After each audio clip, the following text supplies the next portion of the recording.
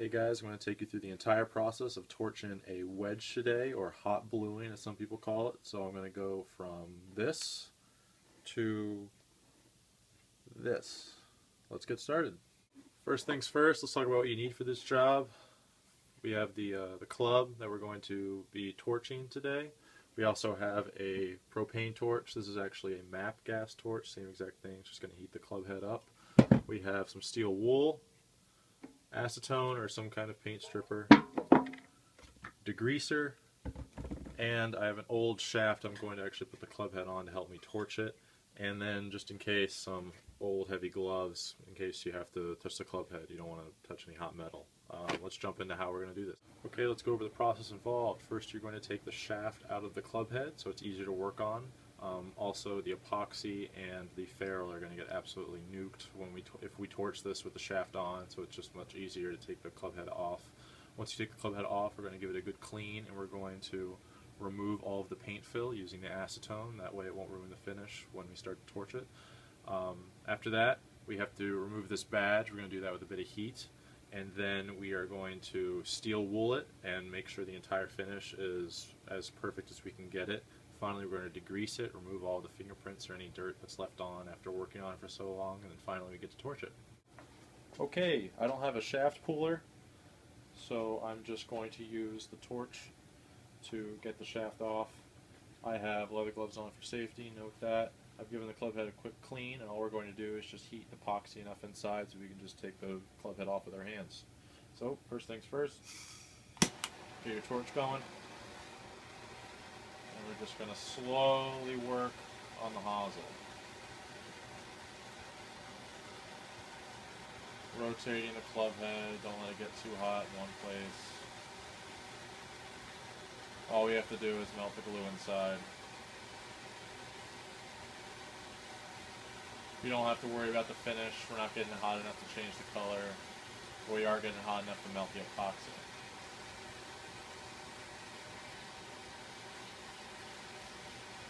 Kind of see the ferrule's already starting to get a little hot. It's just made out of plastic. It is possible to save the ferrule.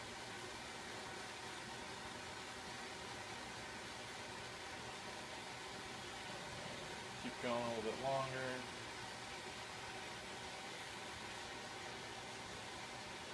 That smoke coming out is the ferrule as well as some of the epoxy fumes.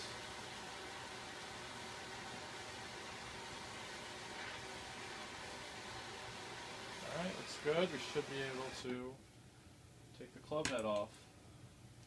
Just twist.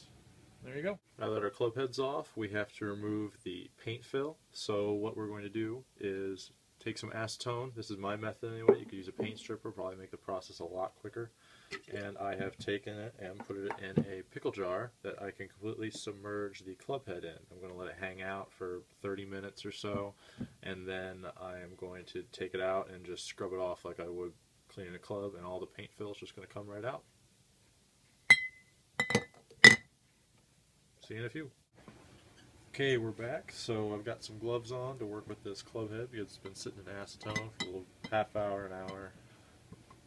Let's see if I can get this thing out of here. Now all of the paint should be softened up, ready to go. Get it out of there, and what I'm going to do is just scrub it out using this brush and then wipe it off with a clean rag and then repeat until all of the paint fill is gone.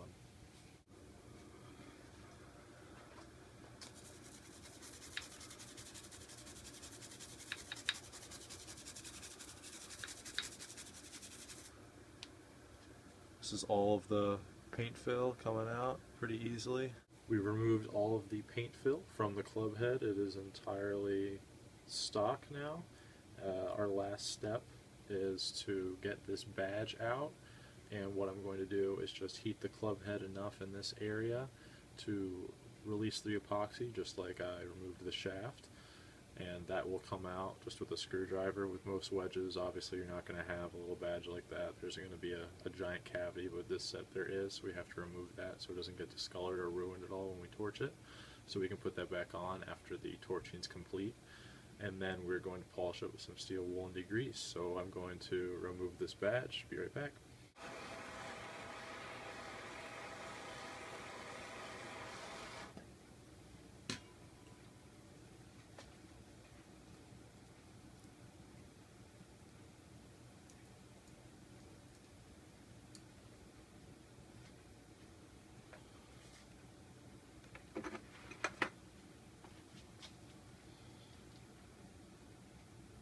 This is our debadged wedge. It's still a little hot from putting the gun on it.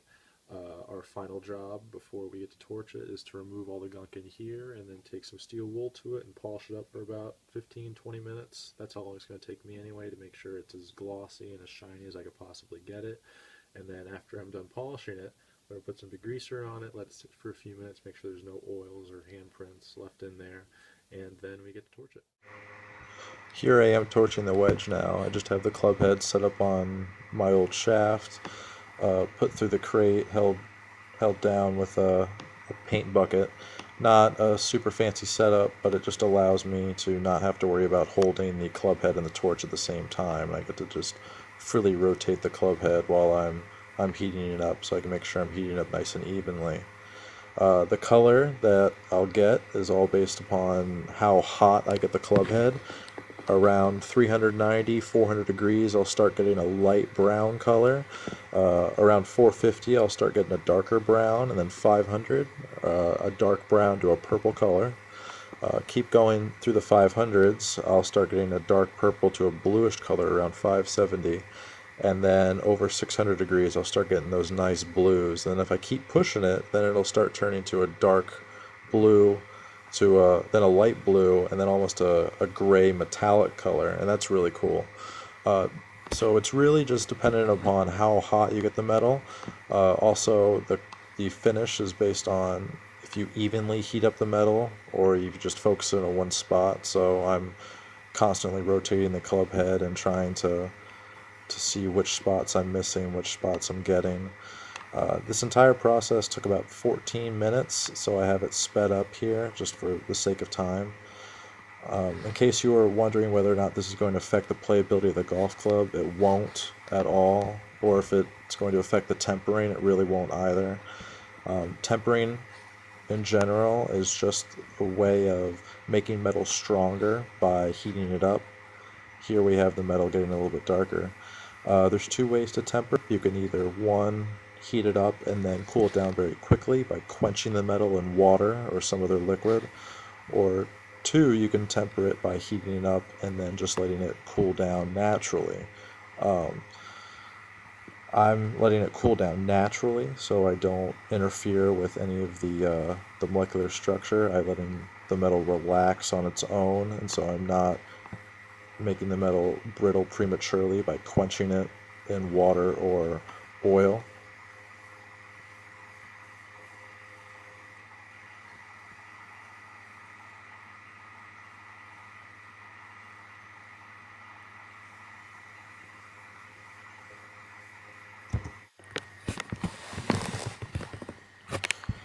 Now we're starting to move in those straw colors. This is kind of a medium straw color.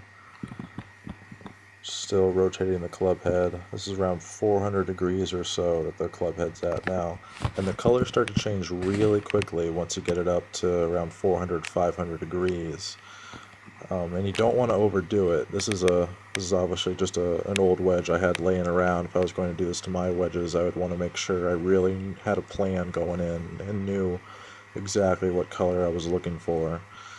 Now we're getting a darker brown here. We're going to start seeing some purple soon. The benefit to be able to twist it also is that you can see what color it is, and you can constantly change it in the light. Now we're starting to see some purples. Just keep moving the torch around. Not really a difficult process, you just have to make sure you're paying attention, getting all the different spots. Really just trying to make sure I cover it all. You might be able to see that little dark spot right in the cavity down by the heel. That's just a little bit of degreaser residue that I didn't get out. That just buffs right out with steel wool. I'm not too worried about that. Now we're starting to see those really nice blues coming out. Making sure I get the hosel. I usually end up missing the hosel on the other clubs I've done. Just going all over, making sure I get every single spot. Now the blues are really starting to come out. This is looking really good.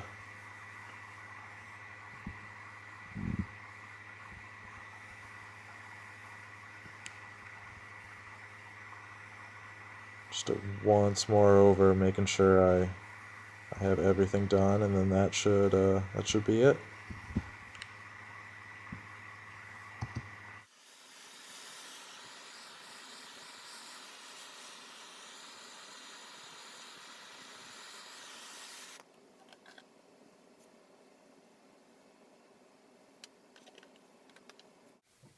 So I just want to let you take a look at what the finished product looks like now. It's a nice bluish, grayish, purplish color, kind of that an iridium kind of look. Really cool. I'm actually putting some gray paint fill in right now.